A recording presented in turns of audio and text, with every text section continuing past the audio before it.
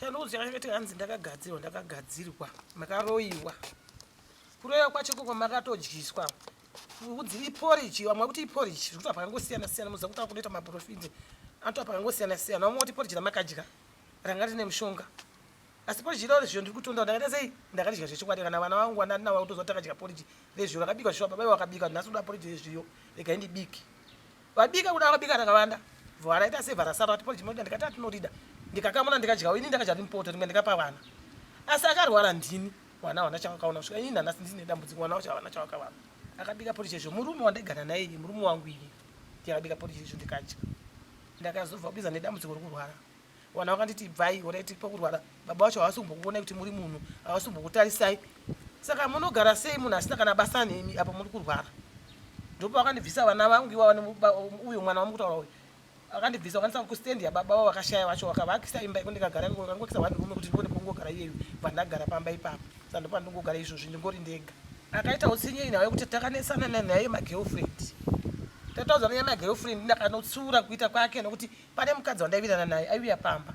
Tichiona neni angasina mukadzi yaiva shamwari yangu. Ndakaona pakuita kwacho zvakandinetsa. Midnight takara iPhone timba takarara mukadzi iyeyo. Tikati kuya anofona ari kudei kwamuri ini ndiri munombatisa aizofona pamusaka pei. Tobva ipapo wakatula foni yanga naye akapa mukadzi akapedza mwedzi wese foni anayo. Ini ndisina kana foni. Iwanga ni mafoni tu akapa girlfriend foni ikagara mukadzi iyeyo. Tobva ipapo mukadzi ati akauya akagara pamba pangu inini.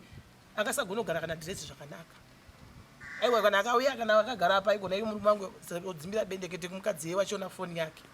Ndakazobvunza inini mukadzi yandiko imisei musingachiki munhu uyu. Munomudai bendekete munhu mukadzi sei. Muchinomudai paibvi yake sei. Asi ishamwana ntamana inini. Sei muchidaro. Kuzoya nevamwe mayo pa next door waifambidzana nawo futi. Ndikasema baba zvamukuita izvi nevamwe sei muchidaro. Saka na uyo ndiyandakakuvara kwese vanhu pandome nyaya makakuvarira iyo kuti makatsiurirei. Wandinyasa vanhu vakuziva kuti zvese ndoda wandifumura. Ndinyaya makaroverwa iyo. Dai musina kutsura dai musina kuroiwa. Ndokwese vanhu zvandikudza kwese vandofamba. Nganga chiri kunzi ndine paMozambique ndokwakaenda. Hanzi Mozambique. Kwese vandofamba nakuno kwandakafamba kuno ndakuzwa muno Muharare munanzi waenda paMozambique. Ndokwana kanotola mhiko iyoyo. Ndoenda kumasoyo vari kuti ivo. Ngati kubva ndakaita kumudzi ndichifamba njira kuno. Wakanditi ivo. Chiri kuita ndekuti munoziva mai kuti kuroiwa unoroiwa zvino zvatanga sei kuti uroiwe ndati handizivi. Kuroiwa pakaita hama yako vanofanzwa hama yako ikavhura nzira muenga anopinda. Saka imimi makagadzirwa kubudikidza mutoro muhama yenyu akavhura nzira muro yakapinda akakugadzirai. Dai pasina hama inovhura nzira apa hapana munhu aigona kukuroyai. Ndokuti kwandikuita makaroiwa neti makagadzirwa nevanhu vakakugadzirai asi dzinza renyu rakavhura rodhi wengu akapinda. Yes. Vamwe vakambotiti gezai mudhishi toda kuona. Pandogara nawo ndikageza mudhishi kumudzi. Ndageza mudhishi ndikati kuna imvura kuna kuona jecha chanzi mukadzi akandimira ndageza muone kuti ndikazoti matura ifu muchita mupi ngandigeze mundakagara apa tigezai ndakageza ndikapedza kugeza akatwa tichakakona kana ndakandakona rimo pasi rakagarira mudhishi. Hatiti panguva zvini zvakuitika. Ringazadze chidhaka iroro. Hatizadze chinhu manje inokubula tiri shoma choma.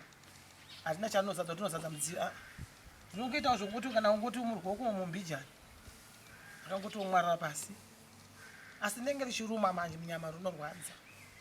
Muzvadzi yangu akamboti kumura hembe tione ndakambokumura hembe akazunza dzese 1 akaisa mubhaketi mudhishi ndokuisa sefi akavacha. Avacha apedza kuvacha ndikati chitarisei kuti mudhishi munei. Abva anokuna mvura akati ivhu. Akati zvakachishokadi mukutobuda dhaka miri. Anga asingagutsikana sakadzigutsikana akaona izvozvo. Ndoda kutobatsirwa nekuti kuya kwandakaita kunoka ndakatora ndambudziko nokuti ndine 5 years ndichirwara. Saka ndakazotota kudzwawo nema next door kanditi endai mubatsirwe kuna tete Truda. Saka ndakaya kuya kwadaita muno ndatone 2 months muno. Saka mwana wangu uyo aitoedza kufunda. Saka foni igona kuti inga isingadairwe dzimwe nguva inzwa avapo.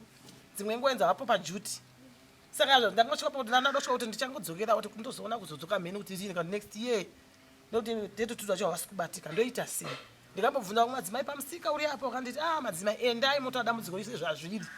Imimi mukaendeko kwanokubatsirai munoende kana chipiri chacho chinoendeka ini kubva kuno usiku ndinokwanisa kufamba usiku kusvika uko ere noti program ndeye usiku.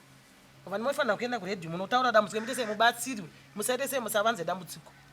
Endai vakawana kubatsirwa chiyambuka nevo madzimai vachimudza pamusika pamberi apo.